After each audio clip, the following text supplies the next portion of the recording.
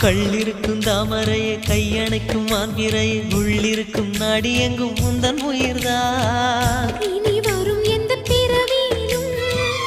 உனை சேர காத்திருப்பேன் விழி மூடும் இமை போல விலகாமல் வாழ்ந்திருப்பேன்